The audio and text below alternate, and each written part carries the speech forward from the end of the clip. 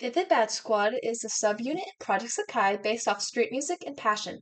The characters composing this group are Kohane, the human equivalent of a hamster, An Shiraishi, the best girl ever, Akito Shinonome, and Toyo Oyagi, a boy with daddy issues.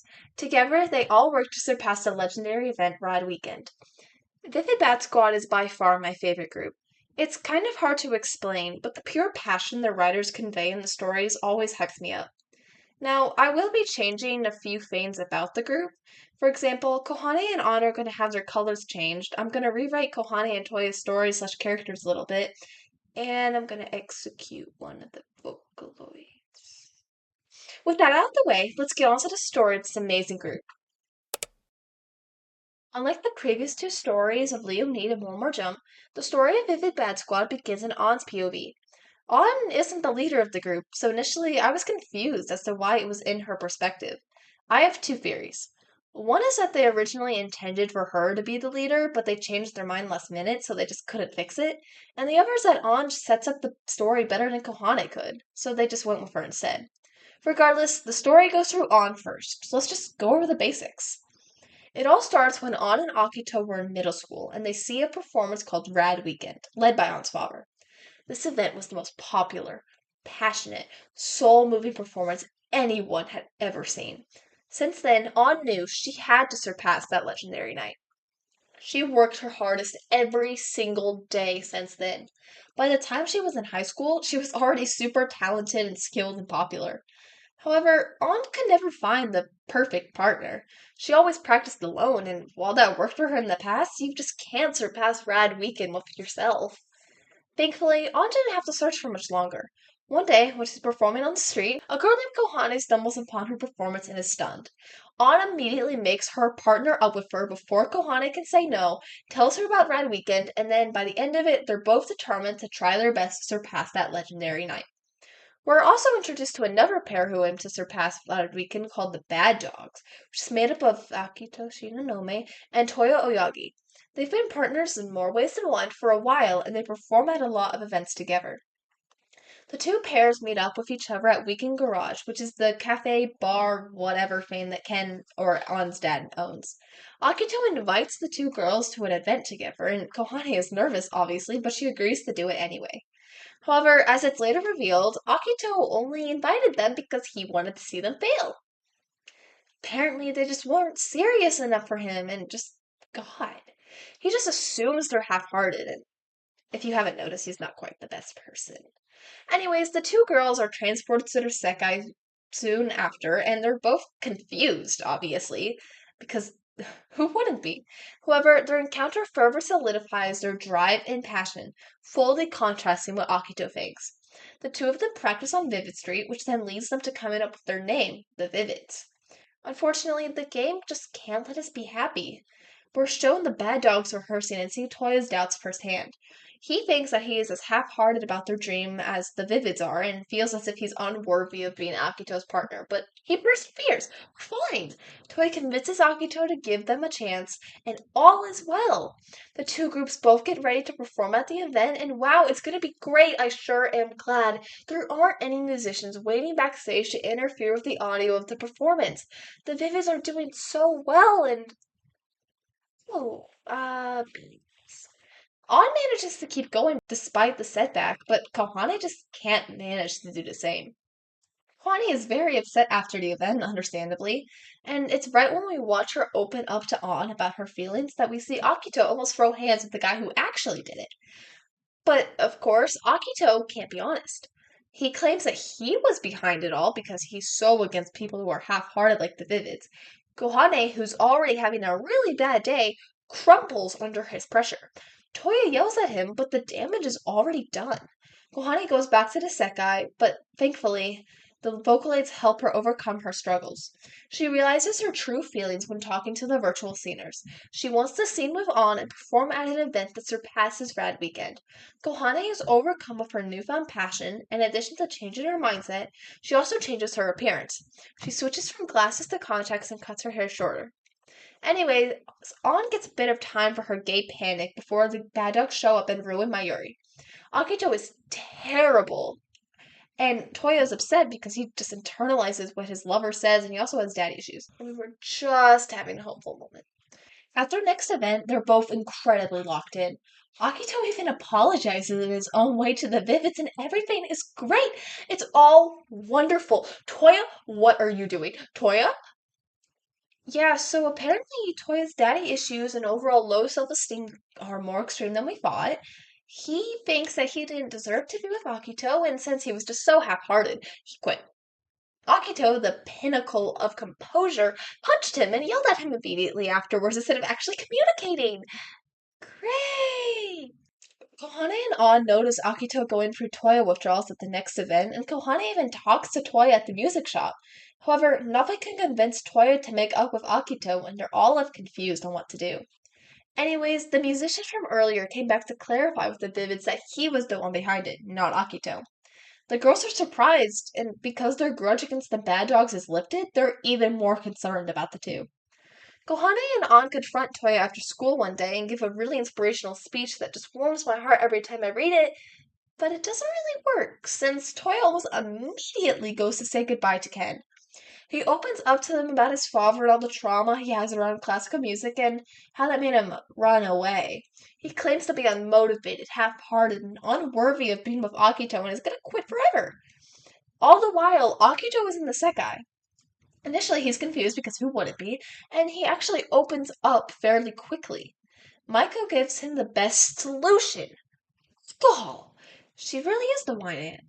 Well, it's actually tea in a whiskey glass to represent how not everything is how it seems, but whatever. It gets Akito to confront Toya, so it's a win in my book. Akito yells at Toya. This time it's fueled by love, so we're all good.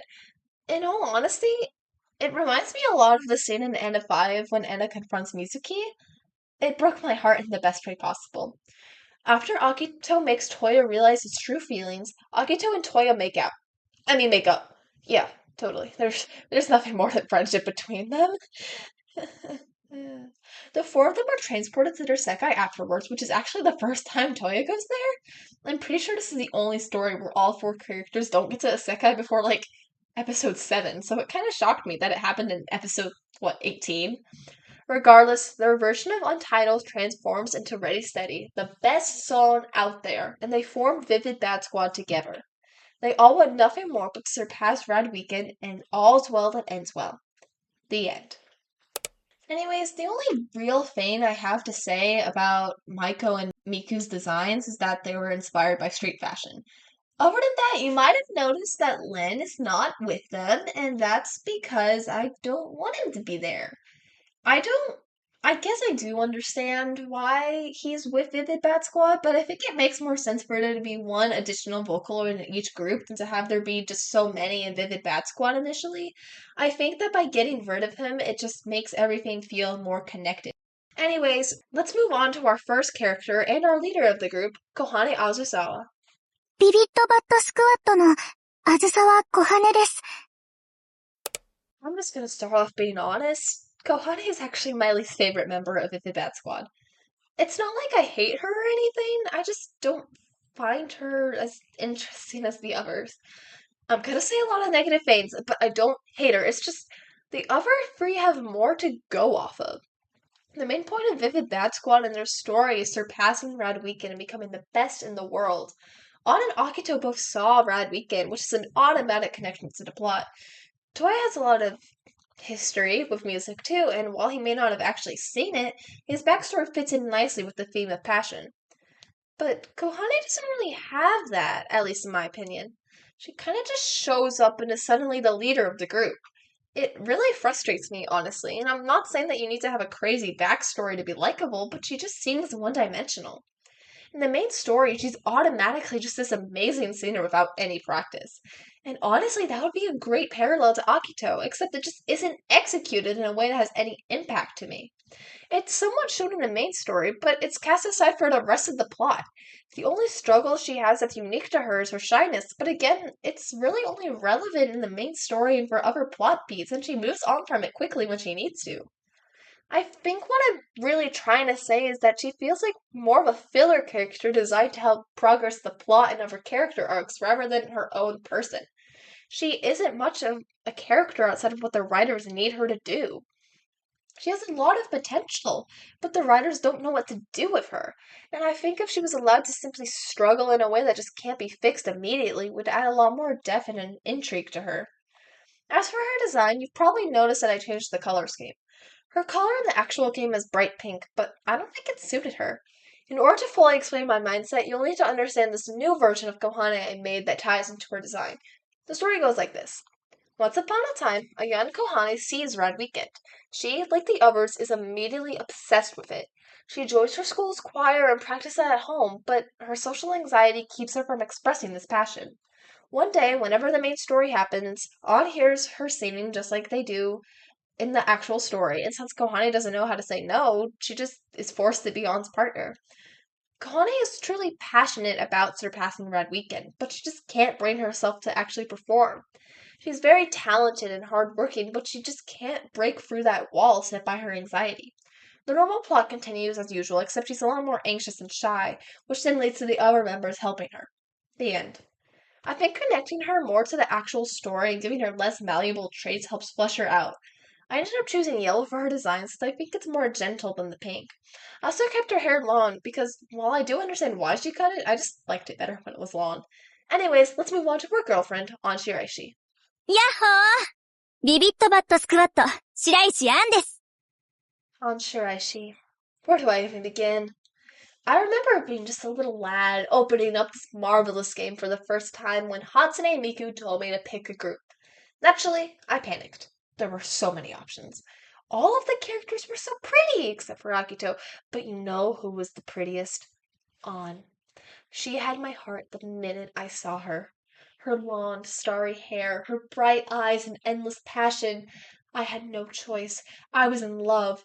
I tapped the screen with hope in my eyes and picked the best group out there. Well, I actually picked Night Court because that's what all my friends pick, but I digress.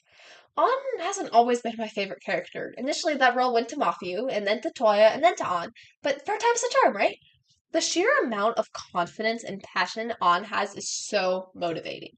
I will read any one of her stories, cry for 30 minutes because, oh my god, Nagi? And be filled with motivation to accomplish my dreams like I just injected cocaine into my heart and it's flowing through my veins. Every time I see her, I get excited because I just know she's gonna make whatever event she's in even better. Speaking of events, I don't think I can talk about her without talking about Light Up the Fire. For those of you who don't know, Light Up the Fire was an event on a few years back. I took a good look at her untrained art for it and went, yeah, this is gonna be a blast. It was in fact not a blast. Spoilers for the story, by the way. You can skip like 30 seconds forward if you want. Basically, On had an aunt named Nagi who helped put on Red Weekend. After the event, however, she had to move to America with a rainbow and a field where she could run. That's what every single person on Vivid Street told her, so it had to be true, of course.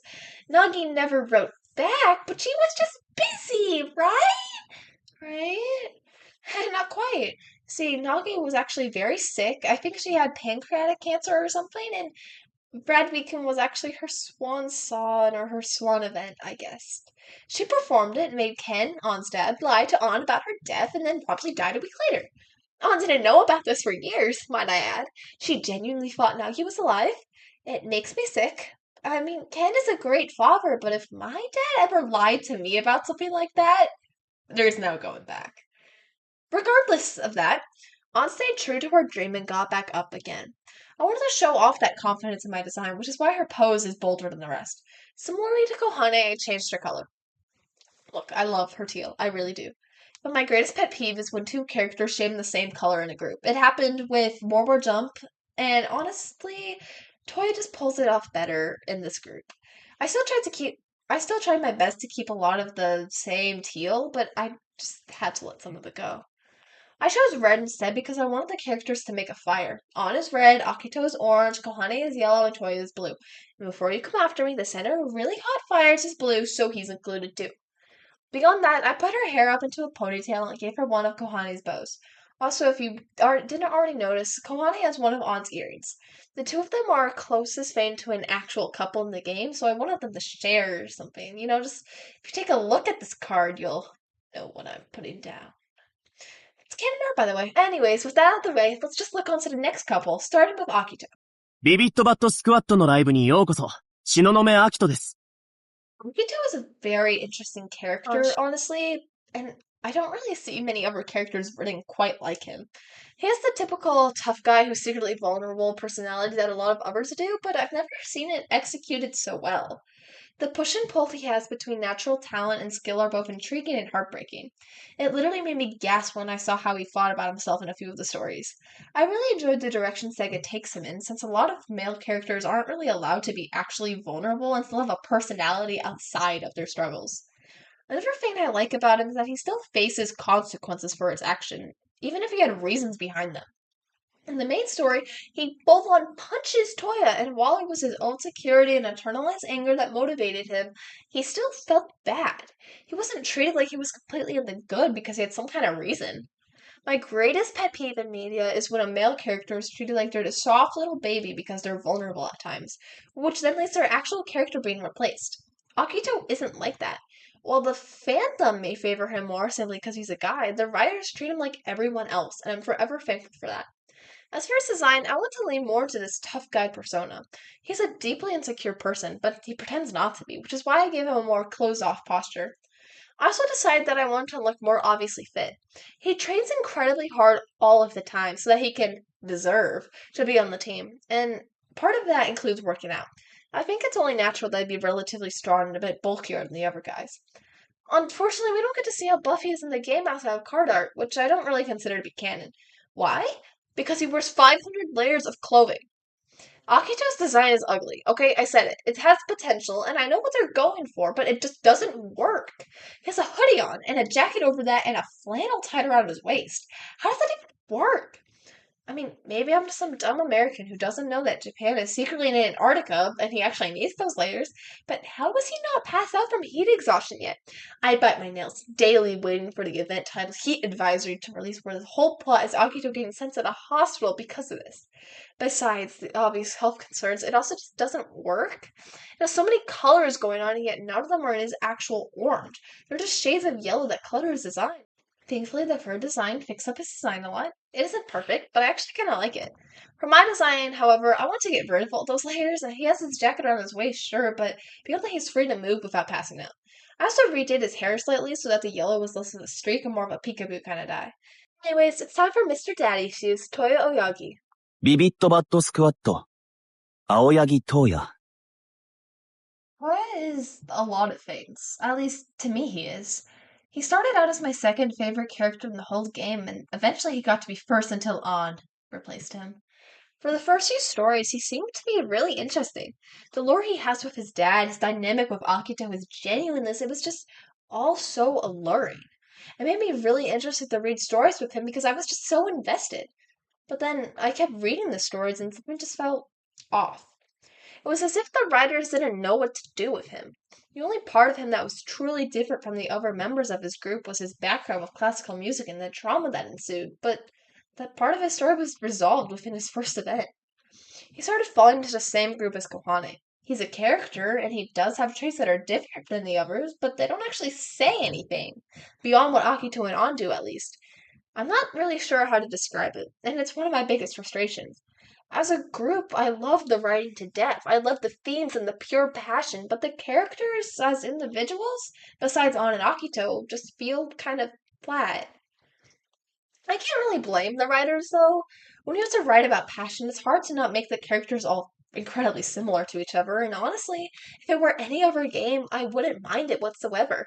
But Project Sakai has a special place in my heart, so it makes me upset to see the wasted potential.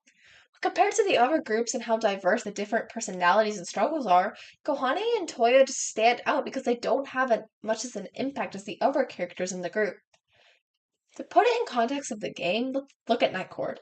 As a group, they showcase the struggles of identity, and the group's members each say something individual that make up that broader term. Kanade represents how an identity can bind you to harmful ideas. Mafia represents how a parent's expectations can create someone who you aren't. Anna represents how self-doubt and criticism can alter how you see yourself. And Mitsuki, anyways, they're all individuals that make up a whole. However, Vivid Bad Squad feels like a whole messily spread into four parts that don't entirely fit. Now, I could complain for a while, but how can this be fixed? Well, I want to make Kohane and Toya feel more like individuals making out the theme of passion.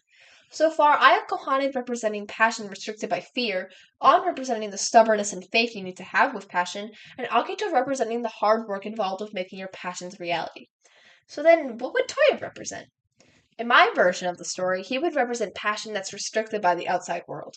Let me set the scene. Toya's dad wants Toya to play classical music, but Toya refuses. However, it would look really bad on Mr. Oyagi's record or whatever that his son is into straight music, and he does everything he can to keep him from it. He grounds him, he takes his phone, he locks the door from the outside, you name it, he's done it. Mr. Oyagi will do everything to keep his son his instead of letting him be his own person. Toya will continue street music, but it'll be a lot harder. I think that by doing this, it creates an individual struggle unique to him that can't be immediately solved. This, along with the updates they made to Kohane, make the group say more about the different facets that come with passion, and I think that would improve a lot. I know I've rambled for a while, so I won't continue for much longer. I leaned more to his formal, classical side, and also gave him heterochromia and a match his split hair. That's it. That's the design. Let's just wrap it up. I really appreciate all of you who stayed till the end. I know that I changed a lot of things and complained a lot, but Vivid Bad Squad is genuinely my favorite group. It honestly changed my life for the better. It has built a place in my heart that will never go away. Thank you all so much. Let me know if you have any thoughts or ideas, and I'll see you later.